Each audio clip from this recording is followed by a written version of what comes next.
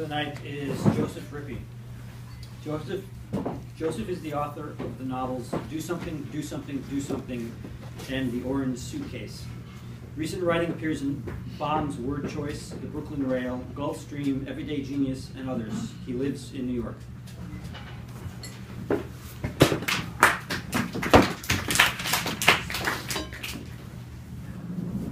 want to thank you all for making it to the end.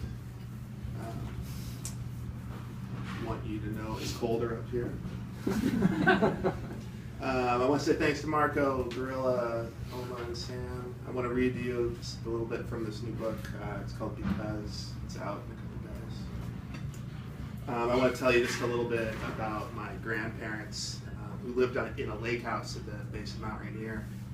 I want to tell you especially about my grandfather who built the house with his bare hands. I want to tell you how they said he could hammer the nails with his fist, how he could crush huge spiders between his fingers, how he threw logs for fun. I want to tell you about his wife, my grandmother, who'd leave dead mice in the kitchen as a warning to the live ones. I want to tell you how after my grandfather died, she would stay awake at night at the kitchen window watching for the neighbor kids.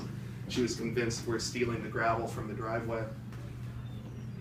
I want to tell you the story my grandmother told us grandkids about how the driveway gravel at the lake house came from Finland, from these great granite rocks my grandfather carried over after the war.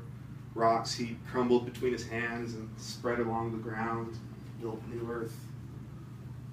I want to tell the children I don't have yet about my grandfather. I want to tell them how he would do cartwheels when he was excited and he couldn't contain it. I want to tell them how he would sing when he was sad or angry, when he wanted not to be. I want to build a family myself that would make my grandfather do silent cartwheels for miles. I want to tell you more about the house on the lake, how the faucets in the showers there spit only lake water for so many years. Water you shouldn't drink, they said, but was fine for showering or washing your hands before eating. I want to tell you how when my grandparents visited us in our regular house in town, they would bring these big plastic jugs to fill with water from our garden hose. And I want to tell you how this was the same hose I was told I couldn't drink from, not because it wasn't drinkable, but because my mother really hated it when we drank water without a glass. And I want to tell you how when I asked my parents why grandfather was filling those jugs with hose water every time he visited, they said it was because grandfather was secretly in charge of making sure the lake didn't run out of water. And it hadn't rained enough lately. I want to tell you, I used to imagine my grandparents out at the end of the dock when they got home from their visits, pouring the water from our house's hose into the lake in the middle of the night. I want to tell you how my grandfather would tip the jugs one after the other while my grandmother stood guard to make sure no one saw. I want to tell you how in the summertime when we went swimming with the gravel-stealing neighbor kids, I felt like our family owned more of the lake than they did because we filled it ourselves, because the lake was something our family built and maintained. It was something our family loved most. It was our shared secret. I want to do cartwheels like my grandfather did. I want to sing away the sadnesses and angers. I want to pound nails with my fist. I want to build beautiful things. I want family to be my favorite thing. And I want my grandfather to come back to life. I want to ask him some questions. I want to know about the war he fought. I want to hear the stories he never told. I want to know what he meant at the party for his and my grandmother's 50th wedding anniversary when he raised a shaky hand in a salute and said, "It's been a long war." I want to know if that was a joke or if he was confused and thought it was an actual war he was in, if he got all of us family confused for soldiers. I want to know what it's like to fight in a war. I want to know what it's like to have no choice but to go and fight. I want him to explain it to me. I want to tell you how when my grandfather was dying, he was dying of Parkinson's disease.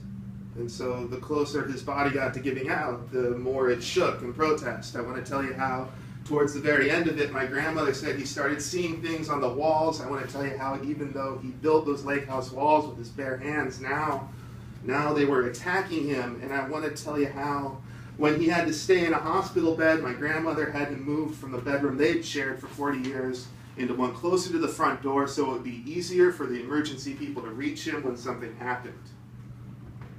And I want to tell you about this summer. I was 18 and about to leave for college out on the East Coast, and my grandmother wanted to go on a trip to Reno with some friends, and my grandfather had been doing better the past couple months, and my grandmother was so very tired and she needed a break. I want to tell you how I knew this might be the last time I'd have a chance to spend time with my grandfather. I want to tell you how he wasn't supposed to drink coffee, but he asked for it, and so I gave it to him.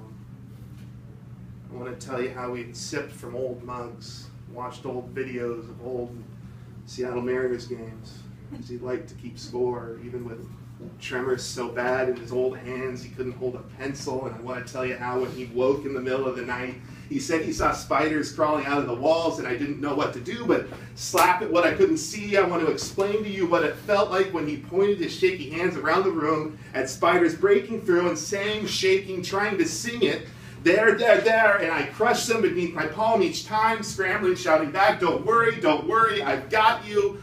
I want to know what would have happened if he had seen something other than spiders, something too big for me to kill with bare hands. I want to tell you how when I was a little kid, visiting the lake house, my grandfather would take me out to the dock and he'd pick me up and throw me as far as he could. And I would spread my arms wide. He'd laugh loud, and it was like I was flying as far high up above the water, climbing farther and farther away. I want to know how many people my grandfather watched die in the war. I want to ask him how many last words he remembered. I want my family to be proud of me. I want my wife to be proud of me. I want to confess I've never given it all that I've got. I've never left it all on the field. I've never given 110%. I want my wife and our children to have my all. I want to die myself, having left it all on the field, doing cartwheels and singing. I want to learn to cartwheel. I want to learn to sing. I want to pound nails with my fist and grow beautiful things out of granite. I want to know if I really meant to kill myself that time I tried. I want to know what would have happened if I had. I want to sing at the top of my lungs sometimes. I want life after death and assurances against hell. I want to know if my grandfather ever held his own rifle to his own head during the war and thought about how that bullet might feel, if he'd hear it, if he'd smell it. I want to know if he sang. I want to sing. I want to sing at the top of my lungs sometimes. I want to sing at the top of my lungs. I want my wife to know that with her I am both more and less afraid of death. And I want to sing at the top of my lungs. I want to sing at the top of my lungs. I want to sing at the top of my lungs. I want my wife to know that because of her I've never again tried to kill myself. I want us to be us forever, never parting. I want you to know that I mean this completely and sentimentally and unabashedly and honestly and without shame. I want to know if we love harder or if it just seems that way. And I want to say that maybe this is just the nature of love, that it's like the hardest granite for those who are really in it. Thanks.